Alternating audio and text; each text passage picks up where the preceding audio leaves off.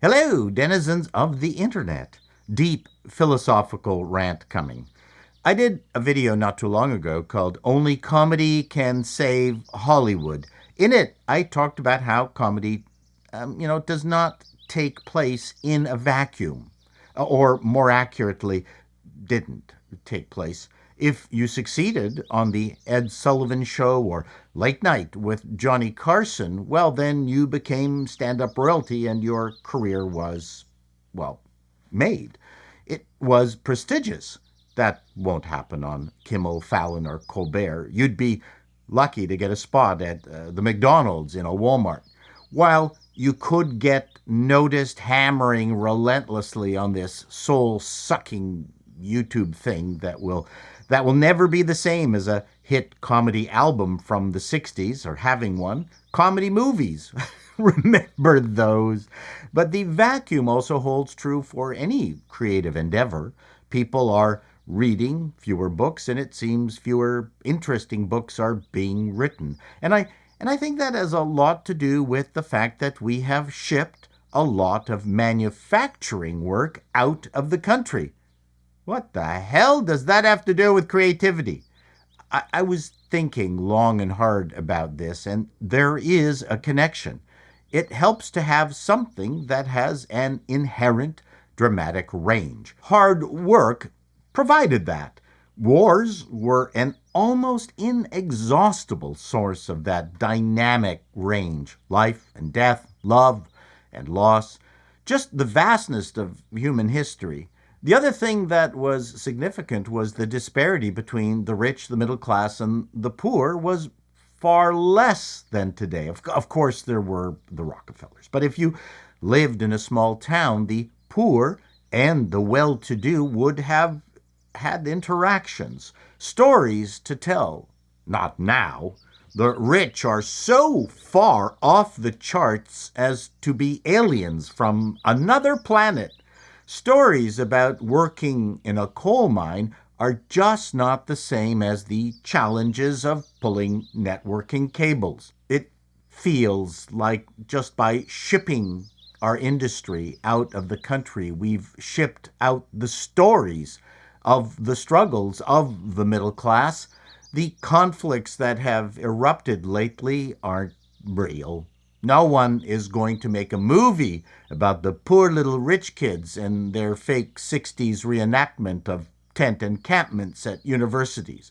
Where are the inspirational BLM movies? There are none, because they are a civil rights clone exploiting the echoes of the past.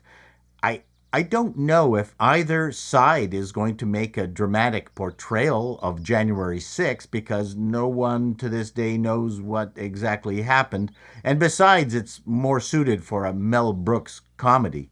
It seems simple stories about people have been replaced by dystopian sci fi, not the same as Steinbeck's Of Mice and Men.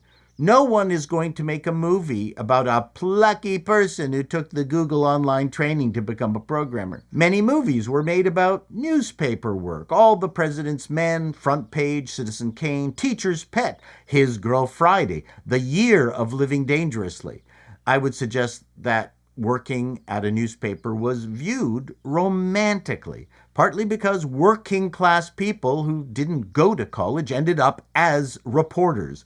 When the wave of college educated journalists took over news, it was probably the beginning of wokeism and the end of journalism. Today's stories about the poor are pretty much focused on crime and drugs. You'd never get a movie like Spencer Tracy's Boys Town now, because it involved religion, and that's verboten in Hollywood. And speaking of stories, there was a time I spent hours surfing the magazine racks. You could easily tell who the famous were because they got their picture on a cover. Superheroes came and went, it seems. Marvel didn't like showing their human alter egos, but that is exactly what we needed to see more of. The superhero persona should be the icing, not the cake. Are you listening, Marvel? Don't get me wrong. I do not want a repeat of any of the tragedies of the past just to generate compelling stories, the Holocaust being a case in point, but our lives are so dull that we have to make up confrontations. Who is going to make movies about the litany of non jobs that have been created? The saga of the DEI consultant?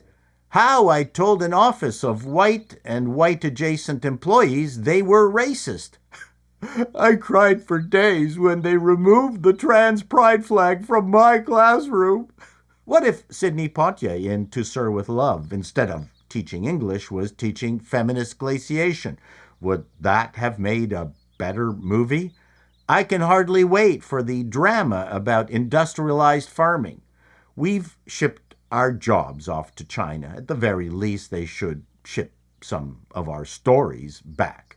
I'm looking forward to the feature film about those plucky, screaming, overweight, blue-haired, non-binary front holders with septum rings who prevented Ben Shapiro from speaking at their school. To summarize, just in case I've confused you all, society has changed, technology has changed society. The combination of our shallow experiences and what is acceptable has created a vacuum. Hell, we can't even have love stories between two straight people because Gen Xers find that yucky. My father and mother had horrific stories about World War II. Any of them would make an engrossing movie. Were they worth the toll they took on my parents? No, of course not. Still, I'm concerned about the movie and entertainment business because I no longer know where the stories are going to come from. I look forward to your comments. Till next time, denizens, be seeing you.